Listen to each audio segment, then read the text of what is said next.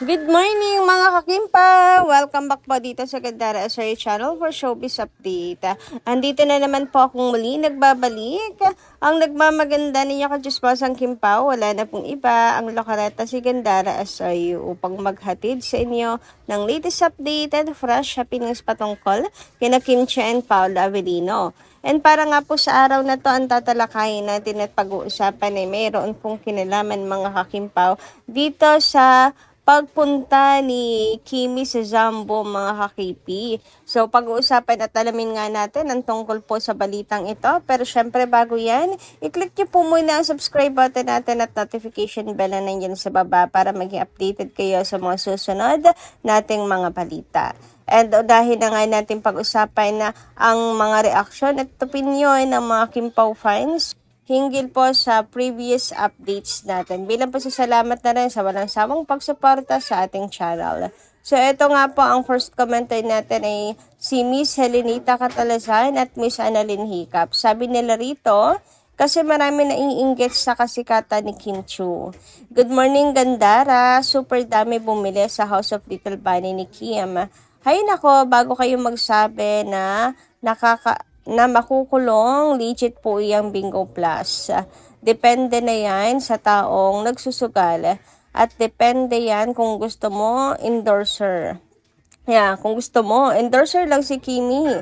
Para lalong maengganyo ang mga tao. Hay nako, Gandara, bayaan na natin sila. Nakita mo na ba yung IG ni Paolo? Mag-download ka na ng game. Hinahabol na si Bato ng mga NBI. Nakakatawa Gandara, simple pero sa pool. Kimpaw forever. Thank you so much sa comment po Miss Annalyn Hiccup at Miss Helenita Catalasan. And dalala ko na naman yung post na yun ni Paolo Avellino tungkol sa Senado. Mga kakimpaw, dinaan na lang sa humor no? Dinaan na lang sa humor ang kanyang say dito sa nangyayari sa Senado. Pero yun po ay bagong game lamang po mga ka-KP. Parody game lamang siya na create ng Kiming Pinas na inspired nga po doon sa naging issue ng Senado mga kakimpaw. Pero ayun, sabi nga nila, dinaan man sa humor ni Paolo ang kanyang post. For sure may malalim siya na ibig sabihin sa kanyang post na yon mga ka-KP kahit sa munting pag-share lamang niya noon.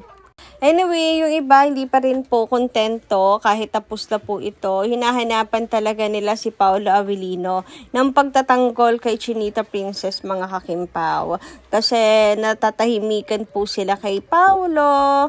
Kumbaga, hindi pasok sa standard nila si Paolo Avellino kasi wala daw ginagawa mga kakimpaw. Bakit hinahayaan lang si Kia? Bakit daw parang nakakaya ng sikmurain ni Paolo na ibatikusin lang at ibash lang si Kim Chiu makareceive ng masasakit na salita? Bakit hindi daw siya nagsasalita? Meron nga ako nabasa, sabi dapat Paolo Avellino hinahamon na ipagtanggol si Kim Chiu. Paolo, dapat daw gayahin si Donnie. So, si Donnie po kasi nagsalita patungkol kay Bella. Parang pinagtanggol nga po niya. Simpleng post lamang po yun. Na ayun, mabuting tao, hindi daw kailangang husgahan, etc. So, hinahanapan nila din si Paolo Avellino ng kanon. Yes, mga Kimpaw, nakakaloka nga kasi ang hilig po nila mangumpare. Wala naman po silang alam.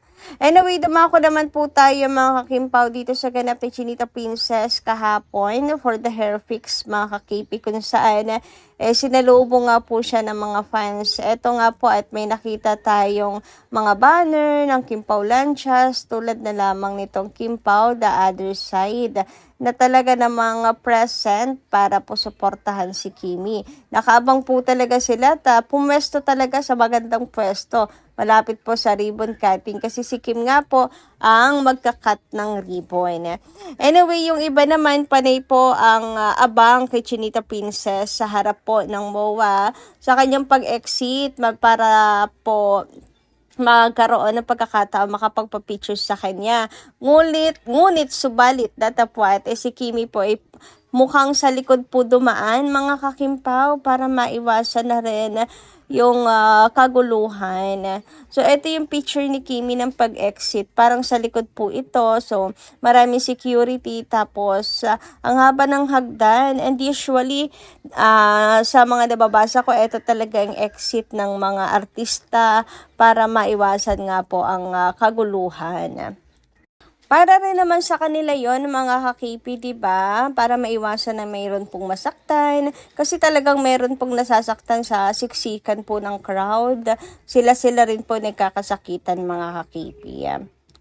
So, ayun po ang dahilan kung bakit wala pong kimchi na dumaan po sa harap ng MOA pag-uwi mga kakipi. So, sa likod meron din naman pong ilan na nag-aabang pero mas konti na mga kakimpaw. Maririnig mo pa rin naman ang sigawan ng mga tao, Kim, Kim, ayun, panay pa rin po ang tawag nila kay Kim. Samantala, dumako naman po tayo dito sa naging palaisipan sa mga fans na post po ni Ate Hides. So, eto nga po yung siya ay nasa NAIA. Ang katanungan nga po ay sino yung paalis? Sino kasama ni Ate Hides at pasaan siya? And dahil alam lang naman po natin na magiging ganap ng Kim Pao sa ibang bansa ay para po sa Kopino, diba, sa South Korea. Kaya ito yung naisip nila na mukhang meron na pong nauna sa dalawa na umalis po papuntang South Korea. And mukhang ang ganap na ito at ang post na to ni Ate Hides ay para sa ganap ni Chinita Princess, mga kakimpaw. Yung wala po si Kimi sa Showtime. Yung tape lamang po ang episode, mga kakimpaw. The day before the hair fix event, mga kakipi. So, pumunta po pala ng Zambo si Chinita Princess, mga kakimpaw. Ito yung ilang mga pictures na nakuha po sa kanya. Sabi nga dito na si Zambo pala si Kimi kahapon. As in, no ginawa niya. No ginawa.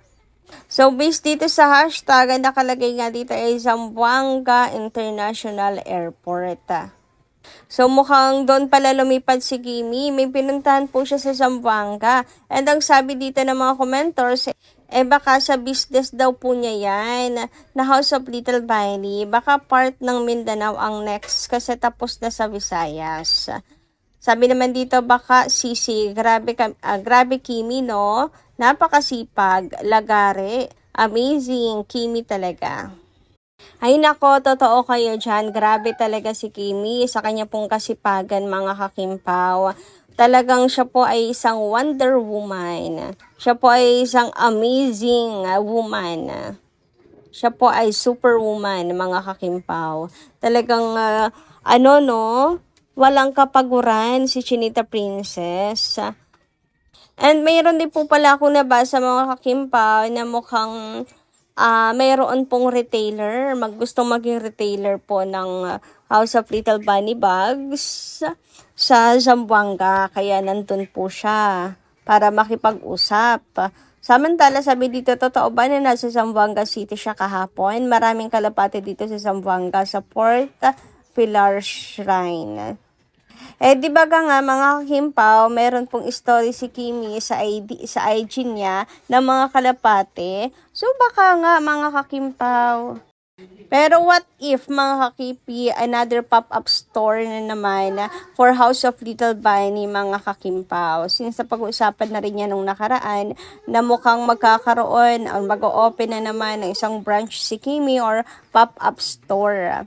So sana nga mga kakipi, at sa parteng Mindanao naman.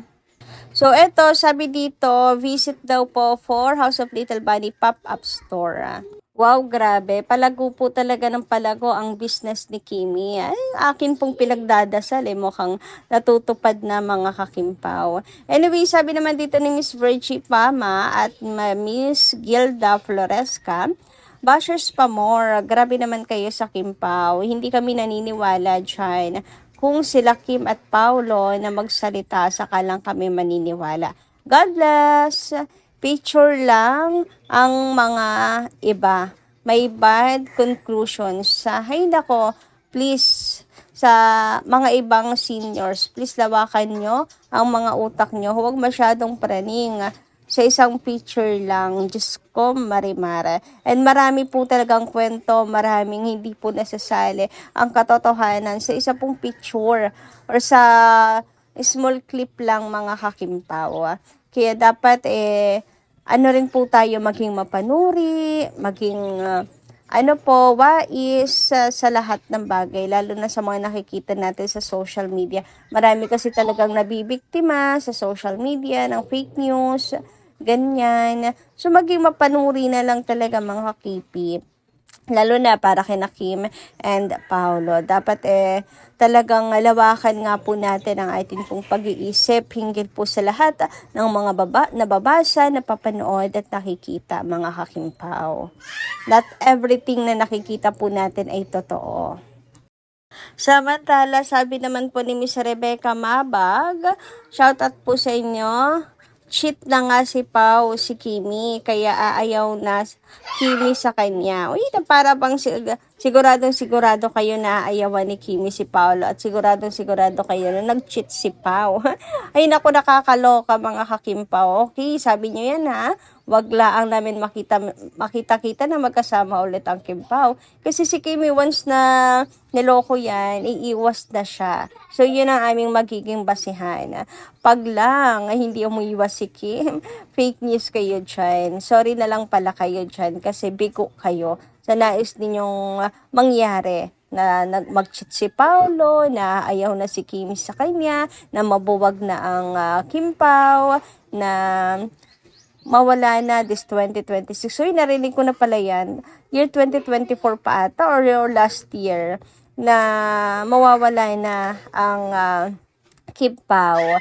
Malulowbat na daw. Pero tingnan nyo naman, 2026 na, di ba? Pero still, nakatayo pa rin po ang Kimpaw. So, yun lang po muna, mga kakipi. Maraming salamat sa pakikinig. Kita-kits po tayo muli sa mga susunod nating chika.